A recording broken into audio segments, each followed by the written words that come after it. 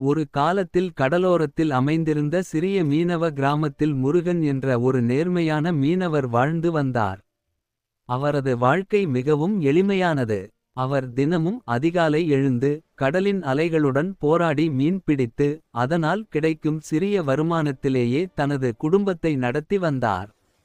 முருகனுக்கு செல்வம், ஆடம்பரம் போன்றவற்றில் ஆசைகள் எதுவும் கிடையாது.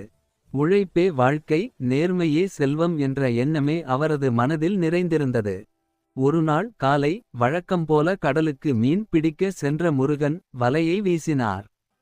மீண்டும் வலையை வெளியே இழுக்கும் பொழுது வலை மிகவும் கனமாக இருப்பதை உணர்ந்தார். இன்று பெரிய மீன் கிடைத்திருக்க வேண்டும் என்று மகிழ்ச்சியுடன் வலையை இழுத்தார். ஆனால் வலையில் மீன்களுடன் சேர்ந்து ஒரு பழைய பெட்டியும் சிக்கியிருந்தது. அதை திறந்து பார்த்தபோது அதில் பொன் நாணயங்கள், விலை உயர்ந்த நகைகள் இருந்தன. அவற்றை கண்ட முருகனின் மனம் ஒரு கணம் துடித்தது. இவை இருந்தால் என் வாழ்க்கை மாறிவிடுமே என்ற எண்ணம் வந்தது. ஆனால் உடனே அவர் தன் மனதை கட்டுப்படுத்திக் கொண்டார். இது எனது உழைப்பால் வந்தது அல்ல, யாரோ ஒருவரின் சொத்து, அதை வைத்துக் கொள்வது தவறு என்று மனதில் நினைத்தார். அந்த பெட்டியை படகில் வைத்துக்கொண்டு கிராமத்திற்கு திரும்பினார்.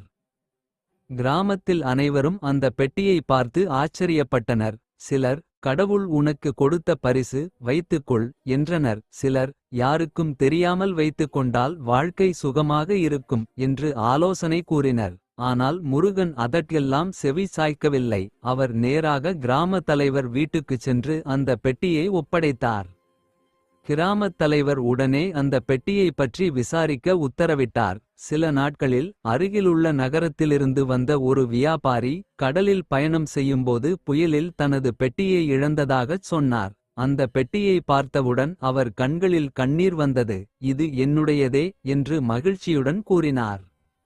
அந்த வியாபாரி முருகனின் நேர்மையை பாராட்டி பெரும் பரிசு வழங்க முன்வந்தார். ஆனால் முருகன், நான் செய்தது என் கடமை, அதற்கு பரிசு வேண்டாம் என்று பணிவுடன் மறுத்தார். இதைக் கண்ட கிராம மக்கள் அனைவரும் முருகனை கண்டு வியந்தனர்.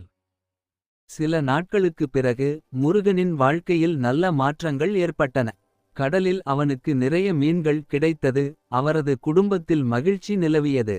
மக்கள் அவனை உதாரணமாக கொண்டு நேர்மையின் வழியில் நடக்கத் தொடங்கினர். கதை நெறி நல்லொழுக்கம். நேர்மையும் உழைப்பும் மனிதனின் உண்மையான செல்வம். பிறருடையதற்கு ஆசைப்படாமல் நேர்மையாக நடந்தால் வாழ்க்கையில் உண்மையான அமைதியும் நிம்மதியும் கிடைக்கும்.